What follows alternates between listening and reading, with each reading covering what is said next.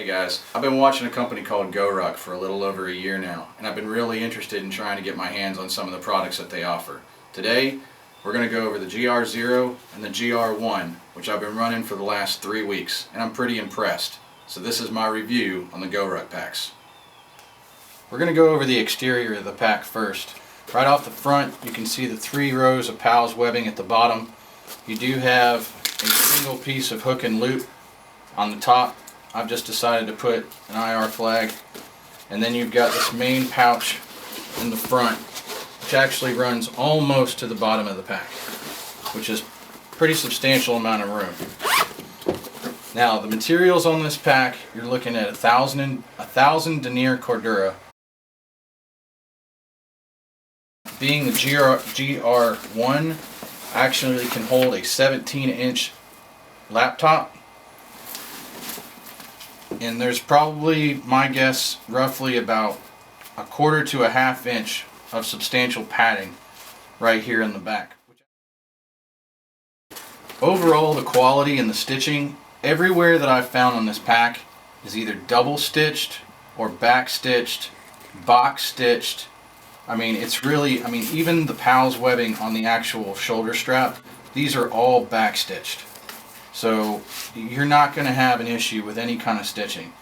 And to speak on the stitching a little bit more, even if you did have an issue, these have a lifetime guarantee. So if you have any problems, from what I understand, all you have to do is send the bag in. They actually like to hear the stories of how you actually did manage to mess this bag up. If you've ever watched any of the GoRuck challenges, those speak for themselves to the quality of this pack.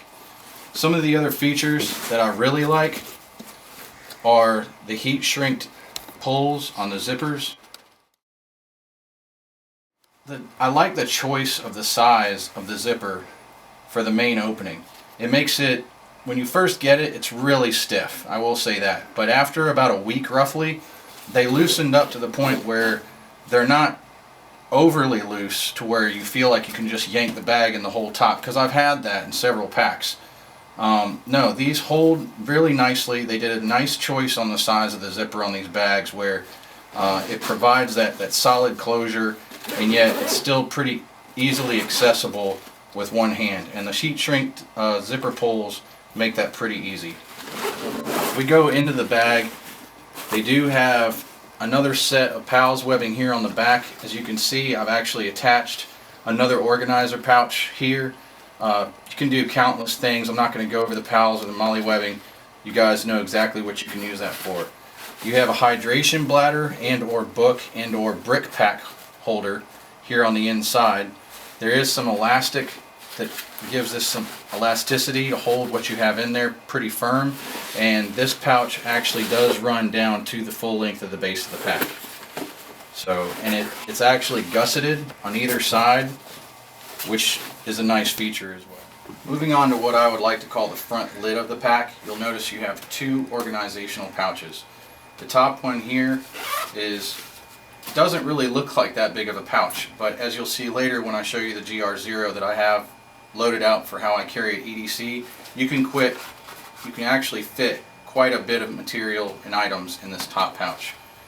As for the lower pouch, being the fact that it is as large as it is, it's actually very nice that they made it a mesh. So that way you can see what you're going after in this pouch, depending on the number of items that you have in it. And as you can see, it goes pretty much all the way down the front lid of the pack. And there's plenty of expansion room depending on the size of the items that you're actually going to be putting in here. Now the GR0 is what I've actually been carrying, is what I like to call my day pack or my EDC pack. You can see I've actually customized the front with a little bit of add-ons for myself, as well as another custom patch on the front. But I would like to sit here and show you how I actually have this pack fit up.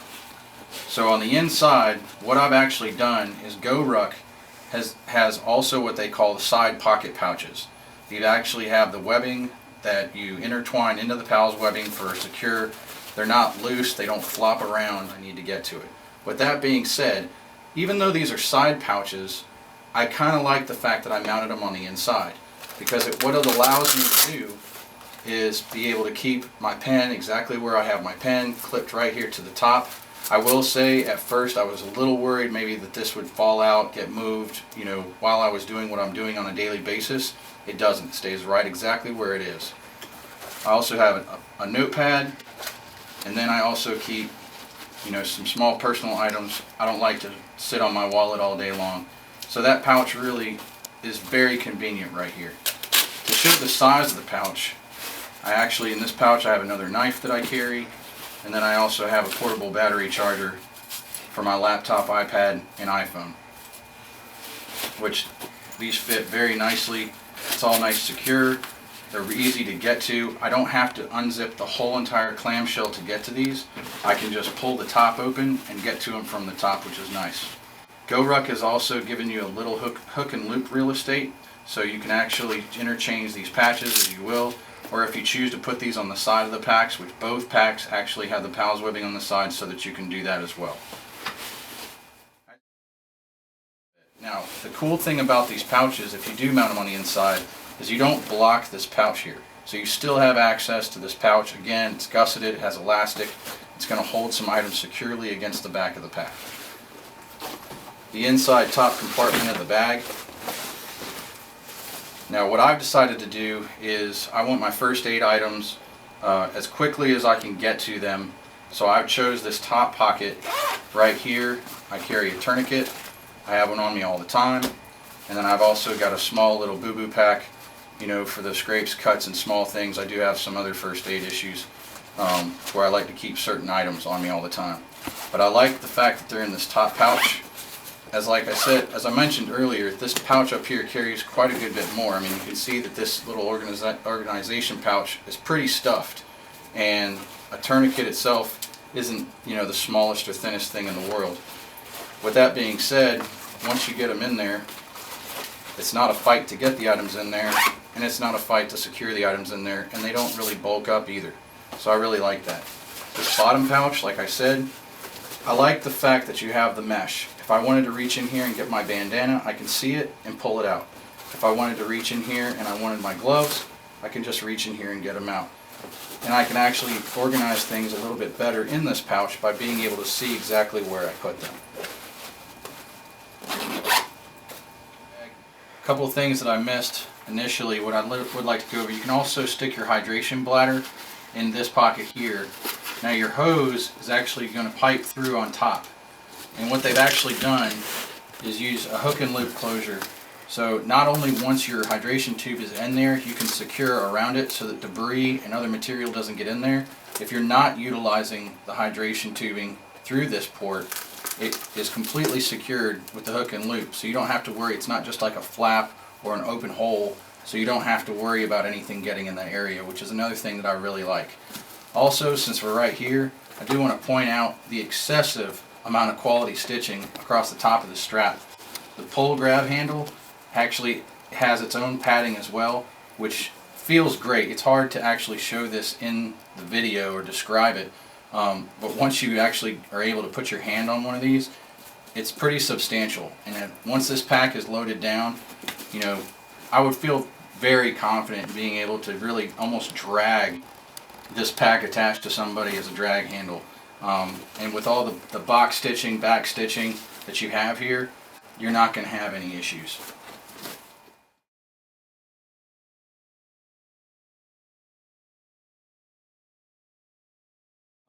One of the things that I kind of felt like this pack was lacking is being able to find a spot for smaller items. In several bags that I've used, you have pen pouches, some elastic organization. Now there is a pack, an accessory called the wire dot that they have on the site where it has little pockets and you can organize things.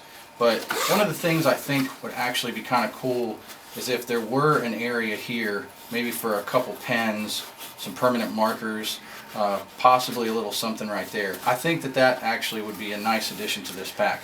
Other than that, I absolutely love both the GR1 and the GR0.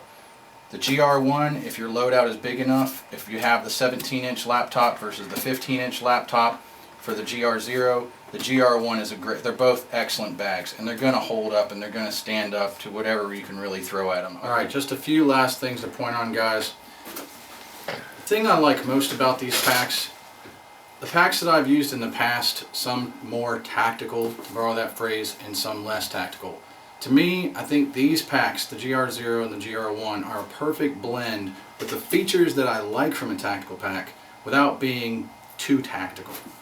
With that being said, I hope you guys enjoyed this review. If you have any questions, hit me up on the interwebs. I'll be more than happy to help you guys out. But if you decide to go with either the GR0, the GR1, or the bigger pack, the GR2, which I might add is 40 liters, I don't think you're going to be disappointed at all. Thanks for watching, guys.